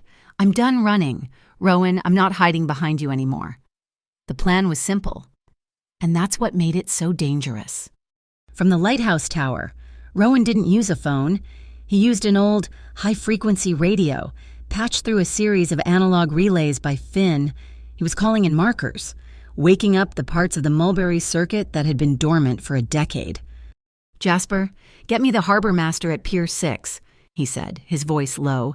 Then find Eris, the fish market union head. Tell them the man who broke their strike is about to fall, and I need them to testify. He was gathering his army, not of soldiers, but of witnesses, the owners, the captains, the merchants who had been bled dry by the Maritime Relief Ledger. One by one, they were the body of the case for the Citizens' Inquisition. My job was the nervous system. I used a satellite phone, encrypted and provided by Finn, to call the one number I'd memorized, Noah Breck. He answered on the first ring, his voice frantic. Mira, my God, are you alive? They're hunting me. Navarro has flagged me for an internal review. They're trying to set me up as the leak. I'm alive. Noah, I said, my voice steady. The wind whipped my hair around my face. I'm not running, and I'm offering you a way out. A way out, I'm cooked. They're going to pin the whole thing on me. No, they're not. I have the real FMSD ledger, the physical one. Proof of the forgeries, the payments, everything. I'm taking it to the Citizens' Inquisition, but I need a clean channel. A way to upload the digital copy directly to their servers. One that doesn't touch the federal network. One that you can verify as clean. There was silence on the line. You'd trust me, he whispered. No, but I trust that you want to save yourself. You do this, and you're not a fugitive. You're a whistleblower. Their star witness. What do you want, he asked, his voice hardening with a new, desperate hope. 2 things, I said. First, the lighthouse keeper. His name is Jasper. He's to be considered an essential witness, under full federal protection, starting right now. Second, my name. I want it gone, erased from every ICIU log, every FMSD file, every memo you ever wrote. I was never your consultant. I was never your mole. I don't exist. Done, Breck said without hesitation. Done. While we built our case, Riva was trying to break theirs. She called Finn, not on his phone, but through a lawyer, requesting a formal meeting. They met at a sterile, high-end restaurant in the financial district, all glass and white tablecloths. Riva looked perfect, untouched by the chaos of the gala. He's sentimental, she said, stirring a coffee she didn't drink. I saw it on the roof. He's compromised. That's not the Rowan Voss I knew. He's weak. He's focused, Finn said, his voice neutral. He's a fool. He's going to burn his entire organization for a girl from the docks. You, on the other hand, are a businessman. She pushed a folder across the table. Pier 9, the container shipping contract, I know Rowan has been holding that back from you for years. It's yours. 100%, no mulberry split. All I want in return is the girl and the FMSD paper ledger he's carrying. Finn looked at the folder. He opened it. He read the terms. Pier 9, that's a significant offer. Rowan is compromised, Riva repeated. You're not... Think about it. Finn left the restaurant, got into his Bentley, and drove 2 blocks. He pulled a small, silver disc from his left cufflink and plugged it into the car's sound system. He rewound the recording. A significant offer. He drove to a payphone and called Rowan at the lighthouse. She's desperate, Finn said. She's moving from finance to kidnapping. She's all in. Good. Rowan's voice crackled over the line. Set the meet. Tell her you'll make the trade. The Hummingbird Container Yard. Midnight tomorrow. Tell her the ledger is digitized. 1 copy on a hard drive. A simple exchange. You get the codes for Pier 9. She gets the drive. She'll never come alone, Finn warned. I know, Rowan said. That's the point. I was supposed to stay at the lighthouse. That was the absolute #1 rule. I was the insurance policy. I had the only other copy of the FMSD ledger, the paper original, tucked safely in the metal briefcase. Rowan and Finn were taking a dummy drive, a copy of the Gala ledger, the one that implicated Hale, but not the FMSD. It was bait, designed to get Riva and Oren in the same place, on tape, attempting to acquire what they thought was the only copy of the evidence. I sat in the tower room, a high-frequency radio tuned to the frequency of the bug Finn was wearing. I could hear everything. The wind whistling through the steel canyons of the container yard, the lap of the oily water against the pier. Where is she? Finn's voice, calm and steady. She'll be here, another voice said. My blood froze. It was Agent Jules Navarro. She doesn't negotiate for things she can take. Jules, what is this? Finn sounded surprised. Genuinely surprised. This wasn't part of the plan. This is a hostile takeover. Finn, Riva's tired of the old ways. I heard the click of a gun's safety being released. And Oren Hale wants his digital signature erased. So you're going to give us the drive. Oren now. I heard footsteps. Oren Hale breathing hard. Give it to me. Calder, give me the drive and this all goes away. This is sloppy, Finn said. Riva doesn't do sloppy. Riva's not in charge anymore, Jules snapped. A sudden, loud clang. I flinched, my heart stopping. It wasn't a gunshot, it was something heavy hitting metal. What was that? Jules's voice, so sharp with panic. Just a... Finn's voice. Then, a deafening pop crash, a gunshot, but not at a person. The generator, Finn shouted. She shot the generator. The radio hissed with static. The bug was still active, but the feed was chaotic. I heard shouting, the sound of metal groaning. Jules had plunged the yard into darkness. Find him, Jules screamed. He's heading for the water. Get that drive. I stood in the lighthouse, my hand on the radio, my heart hammering. Rowan was out there. Finn was out there. And Jules Navarro, the ICIU mole, was running the show. They had the bait, but the bait was just data. The real evidence was the paper ledger in the case at my feet. But there was a third piece, the piece I had been working on all night. My analysis, the sheet of paper where I had painstakingly cross-referenced the FMSD forgery signatures with the screenshot of Oren Hale's real digital signature from the Gala. It was the key. The Rosetta Stone that proved the FMSD forgeries and the Gala hack were done by the same person. Without it, the paper ledger was just a pile of documents. The digital ledger was just code. My analysis was the only thing that tied them together.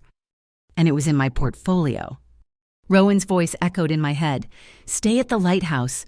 You're the insurance. I grabbed my coat. Jasper, I said, my voice shaking. I have to go. The container yard was a different world. It was a maze of steel, 10 stories high, shrouded in thick river fog. The only light came from the pale moon, casting long, confusing shadows. I heard shouting, distant from the water's edge. I had the portfolio clutched to my chest, the paper inside feeling as heavy as a gold brick. I didn't know where I was going. I was just moving toward the noise, looking for someone. I spun around. A figure stepped out from between 2 massive red containers. Jules Navarro. Her face was grim in the moonlight, a long scratch bleeding on her cheek. She had her gun in her hand, held low. "The little dock rat," she sneered. "Riva was right. You just can't stay away. You're like a disease." "Where is he?" I demanded, my voice weak. "Rowan, he's busy. Finn led my men on a merry chase. But now, you're the one I really wanted." She took a step closer. "You're the loose end. Give me the ledger. The paper one. I know you have it." "I don't lie to me," she lunged, grabbing the front of my coat. "Give it to me." "No?" She raised her gun, not to shoot, but to strike. "You stupid little—" Her wrist was caught in midair. A blur of motion. Rowan. He had come from the shadows, silent as the fog. He didn't punch her. He didn't make a sound. His hand grabbed her wrist, and he twisted. It was a precise, brutal, and utterly silent movement. A joint lock. Jules cried out, a sharp, choked sound, her fingers spasming open. The gun clattered on the concrete. In the same motion, Rowan spun her around, slammed her against the container wall, and used her own zip-tie cuffs to bind her wrists. It was over in 3 seconds. Clean. No explosion. He was breathing hard, his face a mask of cold fury. He turned to me. "I told you," he hissed, his voice shaking with a terrifying, controlled rage, "to stay at the lighthouse." "You needed this," I cried, holding up the portfolio, my voice breaking. "You needed the comparison sheet." "Get the case." The shout came from the end of the aisle. Orrin Hale, flanked by 2 of Riva's men, staggered out of the fog. He looked manic, his perfect silver hair plastered to his head with sweat. He saw the briefcase, the dummy briefcase lying near the sparking, dead generator. "It's over! Voss!" Hale screamed, his voice cracking. He scrambled for it, snatching it up, clutching it to his chest like a child. "I have the evidence, it's mine." A low, long, mournful blast from a container ship on the river cut through the night. Its massive searchlight, cutting through the fog, swept across the yard, painting all of them in a harsh, white light. Rowan didn't move. He just stepped out of the shadows, pulling me behind him. He looked calm. He looked bored. "Go ahead, Orrin Asoayor," Rowan said, his voice carrying easily in the sudden quiet. "Open it." Hale fumbled with the latches. He snapped the case open. He stared. The searchlight illuminated his face, his expression collapsing from triumph to utter, horrified confusion. Inside was nothing. Reams of blank paper, shipping manifests from 3 years ago, dummy drafts. Where is it?" Hale whispered. "The digital ledger you thought you were getting," Rowan said, stepping forward. "It's worthless without the physical proof. The FMSD paper, the one I took from the boat." "Where is it, Voss?" Hale shrieked, his voice breaking. "Where did you hide it?" Rowan looked at me, and in the harsh, white light, I saw a small, dangerous smile touch his lips. "It's at Windwell Books, Mao," he said, "in the history section. Safest place in the city." We didn't celebrate at the container yard. We ran. By the time Orrin Hale realized the truth, we were gone, swallowed by the fog and the maze of steel. But Riva Cortez was already 3 steps ahead. She hadn't been at the yard. She realized Rowan's trap wasn't just for the ledger. It was a public humiliation of her allies. She saw the trick, and she retaliated with the only weapon she had left: the truth. The next morning, the video was everywhere. It wasn't the grainy Tatler photo. This was crystal clear, broadcast quality. It was the footage from the helicopter's searchlight on the museum roof. It showed us pinned in the white light. It showed Rowan, in his shirt sleeves, wrapping his jacket around me. It showed him cupping my face. It showed the desperate, deep, windswept kiss. But the audio was the execution. It was my voice, high and panicked. You used me. You knew she would do that. You let her." And his, cold and clear, "I let her make her move." The narrative that had been whispered was now shouted. I was not a victim. I was not a mistress. I was a willing conspirator. I was the Criminal's lover, the bait in a complex game to frame a public official and incite panic at a charity event. The bus station beauty was a calculating accomplice. Rowan was furious. We were in a new safe house, a clean, sterile apartment above a closed bakery. "It's noise," he growled, staring at the television as my face was plastered next to Hale's. "We stay quiet. We let the Inquisition move." "They're not moving. They're frozen," I said. My voice was hollow. "She's not attacking you. Rowan, she's attacking me. She's destroying my name, so that when I present the evidence, I'm already a liar. I won't let her." "You can't fight this, Mira. This is a media war." "I'm not going to fight. I'm just going to talk." I took my iPad. I didn't call a news station. I opened a simple, unsecured live stream app, the same one the local harbor unions used for meetings. I didn't bother with lighting or a script. I just sat in a chair, wearing the same black jacket he'd given me, and pressed go. I kept my voice low, calm. I didn't want to sound like a victim. "My name is Mira Day. You've seen videos of me. People have told you what to think. Now I'm just going to tell you the truth. I am a data entry clerk. I found a dirty charity called the Maritime Relief Ledger, a fund that was stealing from my hospital and shaking down people like Leo, the delivery kid. I was scared. For a long time, I hid. I was pathetic, and I am sorry for that. I was wrong to be silent." I looked straight at the small camera lens. "The video you saw on the roof, it was real. I was used as bait, but I was used by Riva Cortez and Orrin Hale and a dirty federal agent named Jules Navarro, who were trying to frame me, to make me the criminal, the man you saw me with, Rowan Voss. He has a past I don't understand, but he didn't frame Orrin Hale. He just gave him a spotlight, and Mr. Hale framed himself. I have the proof, the real proof, the paper FMSD ledger, the forgery analysis, the timeline. The ICIU won't take it. The press won't touch it. So I am taking it to the only people who will. On the night of the next full moon in 3 days, I will walk up the steps of the Lighthouse Theater. At 8 o'clock, I will publicly submit all of my evidence to the Citizens Inquisition. You can come and watch me do it." I ended the stream. It had been less than 2 minutes. The apartment was silent. "Now we wait," I said. An hour later, Finn called. He didn't say anything. He just said, "Look out the window, toward the harbor." We went to the window. The city was dark, the water a black mirror. Then one, on a tugboat, a small, blue anchor light, lit up on its mast. Then another, on a fishing trawler. Then two, on a cargo ship. Within half an hour, the entire harbor was a sea of blue lights. It was an old docker's signal. "We stand for justice." They were coming. The next 2 days were a blur of preparation. The plan was to move the real ledger from Windwell Books to the theater. Rowan, Finn, and I would go together. Finn went to get the car. He was supposed to be back in 5 minutes. 20 minutes later, Rowan's phone buzzed. It was a picture message from an unknown number. My stomach dropped. It was Finn, and he was in a dark alley on his knees, his hands zip-tied. Agent Jules Navarro stood over him, her gun pressed to his temple.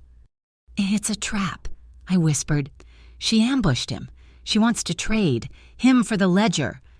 Rowan stared at the photo, his face hardening into granite. "No, it's not a trade. Look at him. Look at his face." I zoomed in. Finn was looking at the camera, his expression tight with pain. He was biting his lower lip, a sharp, quick, repeated gesture. "What is he doing?" "Plan B," Rowan said, his voice low and dangerous. "He's signaling. Lighthouse. He's not a captive. He's bait. He wants her to have him. He's leading her to the theater. He's pulling her allies away from us." We proceed. Before I could argue, my own phone rang. A blocked number. I answered, a weak, wheezing voice. "Miss Mira?" "Jasper." My blood ran cold. "The old lighthouse keeper, Jasper. Are you all right?" I'm awful sorry, girlie," he coughed. "They came for me. Right off the island, they said you'd trade. They want the real stuff. The case." A new voice, cold and sharp, took the line. Jules Navarro. Change of plans, dock rat, your old man for the real evidence, not the bookstore copy, the one you have with you. You come alone. Lighthouse Theater, stage door, 1 hour. If I see Voss, if I see a shadow, if I see one blue light in that harbor, the old man dies, and I'll know. I have spotters on every roof. The line clicked dead. Rowan looked at me. She's splitting us.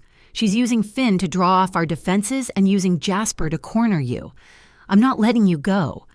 You're not letting me do anything, I said. My voice wasn't shaking. It was ice. She's right. She'll have spotters. If they see you, Jasper dies. I have to go alone. This is my fight. It's my name on those forgeries. Mira, this is a kill box. I know. I looked him in the eye. So be the shadow. Be the man who stepped out of the aisle at Windwell Books. Don't let them see you, but be there. He stared at me for a long, hard second. He didn't argue. He just reached into his jacket and pulled out a pen. Heavy, black metal. It's a recorder, he said. Audio and video. Press the clip when you're inside. Keep it in your pocket. They won't see it. I took it 1 hour. The Lighthouse Theater was vast and dark. The smell of dust, old velvet, and sea salt hung in the air. A single ghost light bulb glowed on a stand in the center of the massive empty stage. Jules was there, holding Jasper by the arm. The old man looked terrified. And behind them, pacing nervously, was Orrin Hale. The case, Jules snapped, shoving Jasper forward. I held up the metal briefcase. Let him go. Such theater, Orrin Hale sneered, stepping into the weak light. He was trying to look composed, but he was sweating. Did you really think your little live stream would change anything? The people are sheep. Mira, they just need a strong hand to guide them. Shut up, Orrin, a new voice said, bored. Riva Cortez stepped out of the shadows of the wings, smoking a cigarette.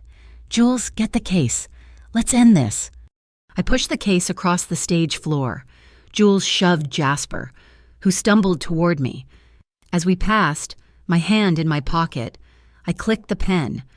Jules snatched the case, opened it, her face split into a grin of triumph. It's all here. The paper, the analysis sheet, everything. She looked at Riva. The signal. Riva nodded. Kill the old man. Kill her. Take the side exit. Wait!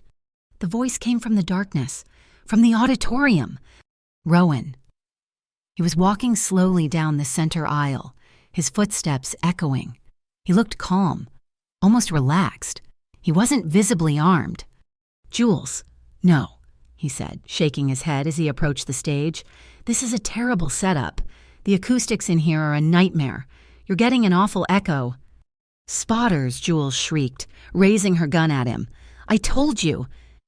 They're busy, Rowan said, stepping onto the stage. And I'm not here to fight. I'm just here for a sound test. He called out to the empty light booth at the back of the theater. And I need more light. Can we open the curtain? I want to check the backdrop. There is no backdrop, you fool, Hale shouted, his voice cracking. Oh, but there is, Rowan said. With a low, grinding hum, the massive, 30-foot-high crimson curtains behind the stage began to part. It wasn't a brick wall. The entire back of the stage was a sheet of glass overlooking the harbor. And it was a screen. It was projecting the digitized pages of the real ledger, crystal clear, and in the top corner, a live video feed. It was us, on the stage, right now. The audio was perfect. Nutchier, kill the old man. Kill her. Take the side exit. The feed was coming from the pen in my pocket. The theater wasn't empty. The house lights slammed on, flooding the auditorium, blinding us. The seats were full. In the front rows sat the 24 members of the Citizens' Inquisition, their faces grim. And behind them, in every other seat, in the aisles, in the balconies, were the dock workers, the fishermen, the nurses from Lanchester, and the people of the harbor, hundreds of them, silent, watching. This emergency session of the Port Harrington Citizens' Inquisition is now in session. A woman in the front row said, banging a gavel, "We have seen the evidence. We've heard the testimony from the audio-visual feed. We find Riva Cortez didn't wait. She snarled, a feral sound, and ripped a small pistol from her waistband. She didn't aim at Rowan. She aimed at me. You... The gunshot was deafening. I didn't even have time to flinch. There was just a sudden, violent impact. Rowan, he had dived across the stage, faster than I could have imagined, his body slamming into mine, shielding me, just as he had at the bus station. We hit the floor hard. He grunted, a sharp, ragged gasp of pain. The theater doors burst open. It wasn't police. It was the harbor, led by Leo, his arm out of its sling. The maritime workers flooded the aisles, pouring onto the stage. Riva was disarmed in a second. Hale was cowering. Jules was already in cuffs, held by a pale, grim-faced Noah Breck. The wave of people passed us. I was pinned under Rowan. "Rowan," I gasped, "you can get off me now." He didn't move. "Rowan," my voice trembled. I pushed, scrambling out from under him. His hand was pressed high on his left shoulder. His white shirt was soaked, a dark, rapidly spreading stain. "You're shot," I whispered, horrified. He looked at me, his face impossibly pale, his gray eyes tight with pain. "She's a terrible shot." The room was antiseptic white, and the only sound was the steady, rhythmic beep of a heart monitor and the distant cry of a gull over the water. We weren't at Lanchester. We were at the Whitethorn Medical Station, a private clinic on the harbor that Rowan's organization owned. He was pale, his skin almost translucent against the white pillows. The doctor, a grim man who looked like an ex-military surgeon. Had been clear the bullet had passed clean through his left shoulder. It missed the bone, missed the artery. He was, the doctor had said, absurdly lucky. I sat in a hard plastic chair, my hand clutching his. His fingers were warm but limp. I hadn't let go since they'd wheeled him in. "You know," I whispered, my voice hoarse in the quiet room, "the first time I saw you at the bus station, I just thought you were a wall, a shield, something solid to hide behind." His eyelids flickered, but didn't open. "I spent my whole life hiding," I continued, tracing the veins on the back of his hand with my thumb. "I was terrified of the debt, of the noise, of being seen. Even at the gala, I was hiding behind your plan. But when she raised that gun, when Riva aimed at me, I wasn't scared, I was just angry. I didn't even think about ducking. I was thinking about how I was going to stop her." I leaned closer, my forehead resting on our joined hands. "I finally understand the title of this whole crazy story. She hid behind a man in a suit. It wasn't about what happened that first night. It was about everything that came after. It was the story of me, finally learning how to stop hiding, learning how to stand next to you." His fingers tightened, just slightly, squeezing mine. The city, in our absence, had already begun to heal itself.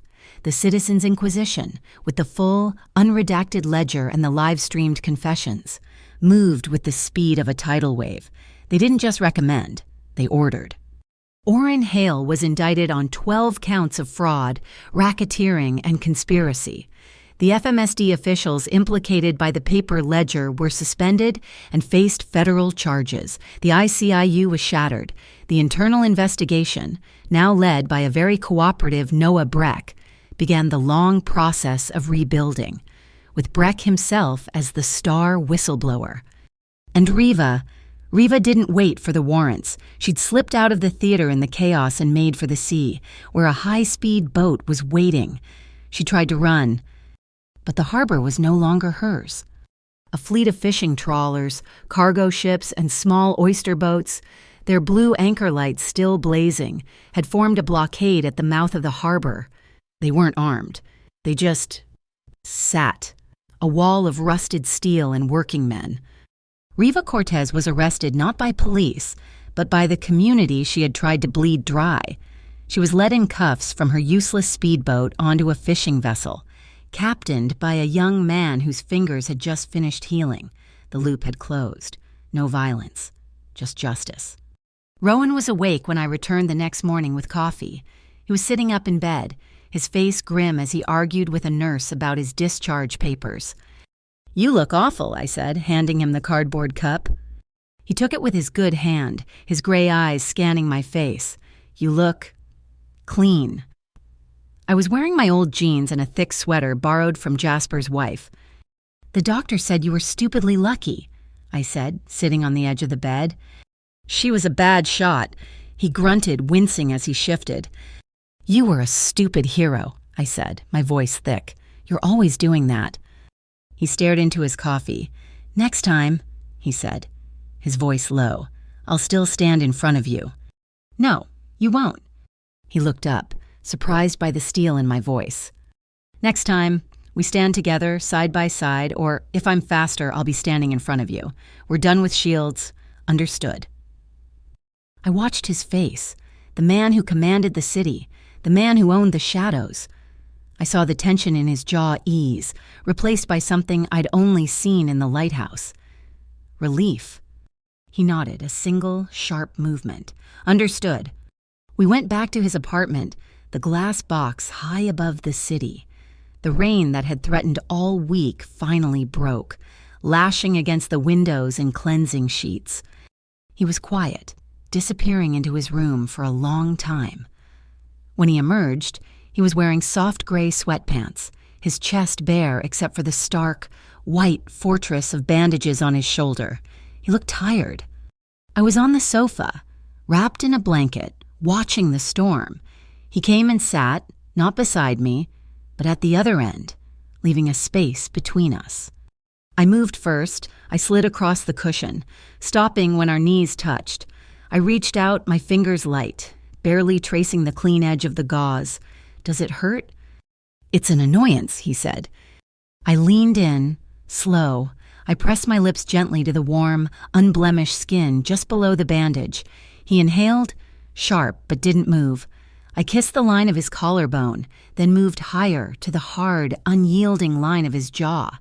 He smelled of antiseptic soap and that familiar, faint scent of mint. His good arm, his right, came around me, his hand settling on my waist. He didn't pull me, he just held me. I kissed the corner of his mouth, a light, hesitant brush. He turned his head, his lips meeting mine. It wasn't the desperate kiss on the roof, or the comforting one in the lighthouse. This was slow. This was a promise. It was deep and sure, and it tasted of coffee and the rain. It held all the fear of the last few weeks and all the quiet hope of the morning. He pulled back, just an inch, his forehead resting against mine. His breathing was unsteady. His gray eyes were dark, the coldness gone, replaced by a raw, quiet need that mirrored my own. "Stay," he whispered. It wasn't an order. It wasn't a question. It was a plea. I didn't answer with words. I just settled against his good side, tucking my head under his chin, my hand resting flat over his heart. His arm tightened, pulling me in until there was no space left. The rain hammered the glass, a rhythm that matched the steady, strong beat beneath my palm, and for the first time, in a city that had tried to tear us apart, we rested. The aftermath was quieter than the storm. I used the commission money from Mr. Moth to establish the True Moonlight Bridge Fund, a nonprofit offering pro bono legal aid to service workers in the dry dock. It was immediately and massively funded by an anonymous donor. The only string attached was a single request, sent through a law firm, a permanent loan of the sketch Unnamed Bridge Number 7. It now hangs in the boardroom of the Voss Meridian Tower. I re-enrolled in my data mathematics program. I was, after all, still a numbers girl. But on weekends, I taught. I rented a small studio at the new North Key Art Center, offering free drawing classes to harbor kids. Finn, after a recovery that involved a lot of shouting at Rowan, took over the public operations of the Mulberry Circuit. He began the slow, difficult process of cleaning it, divesting from the shadows and pouring capital into legitimate, visible projects. Rowan found his new passion. He called it the Green Port Initiative. He was using his power and his father's memory to rebuild the old, forgotten docks, turning his family's wound into a shield for the whole community. Tonight, The rain was soft. I stood by the window in his apartment, our apartment, watching the lights of the new, clean cranes moving over the harbor. On the wall beside me was the only souvenir I'd kept, a handwritten note from Jasper, the lighthouse keeper, in a simple, black frame. "Light doesn't banish the dark," it read. "It just teaches us the right way to walk." I felt him come up behind me. He didn't touch me, just stood at my shoulder. I leaned my head back against his chest. His arms came around me, his hands settling over mine on the windowsill.